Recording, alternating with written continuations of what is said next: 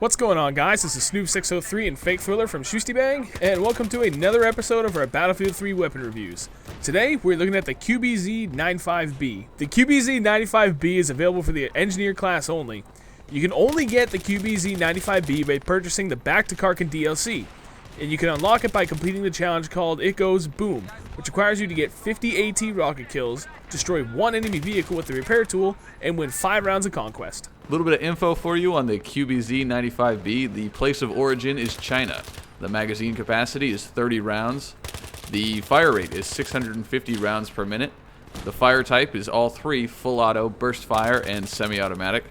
The reload time is 2.3 seconds with a bullet chambered, or 2.9 seconds if you run the magazine completely dry.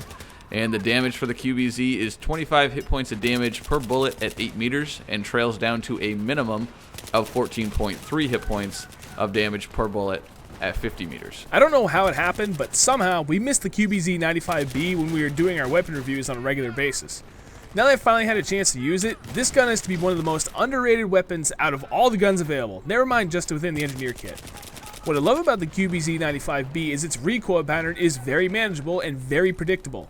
Couple that with a low rate of fire, and that gives you a gun that's very easy to control while firing full auto and still maintaining a higher accuracy.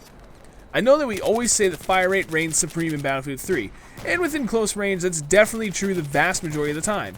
However, we have also said in the past that some slow firing guns are really good, because what you give up in your rate of fire, you gain in control due to lower recoil.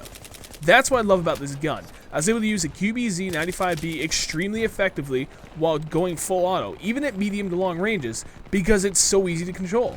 Add in its low reload times, even when running the gun completely dry, and it's one of the better guns out there. I found that the QBZ was best suited in the medium to long range, but it's still pretty effective in the close range if you can make yourself hard to hit. The slower fire rate isn't ideal for close range fights, but again, because it's so easy to predict and control the recoil, it does a respectable job. My preferred attachments are the PKAS hollow sight, laser sight, and heavy barrel. That's another great thing about the QBZ. Because of its unique build, it allows you to equip the laser sight and either the heavy barrel or flash suppressor or even the regular suppressor. The PKAS hollow sight was recommended by Fake Thriller, as he said that its different design really complements how the gun operates, and after giving it a shot, I definitely agree with him. I'm going to give the QBZ-95B a 4 out of 5. The only bad thing I can say about it is that it's not the best gun for close quarters engagements.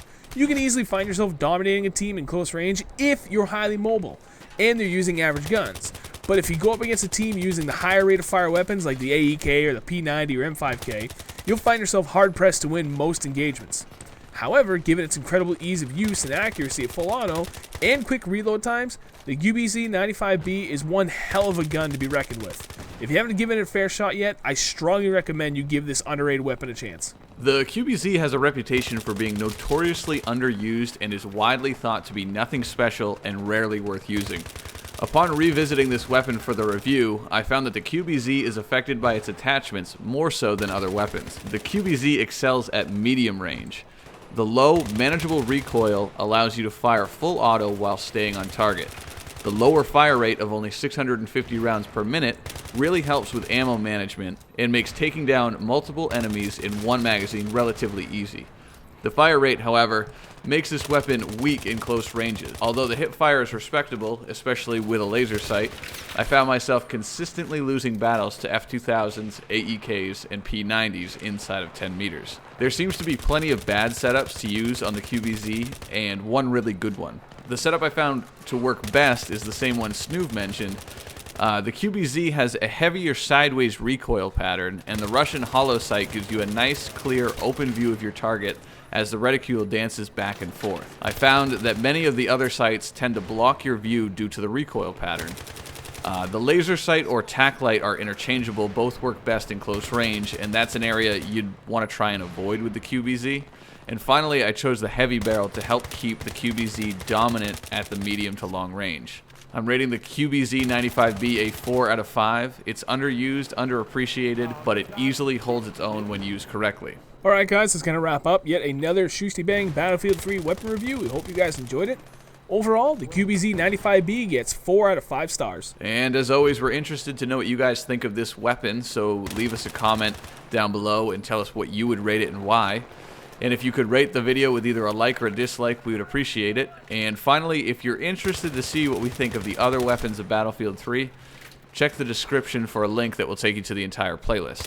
Thanks for watching.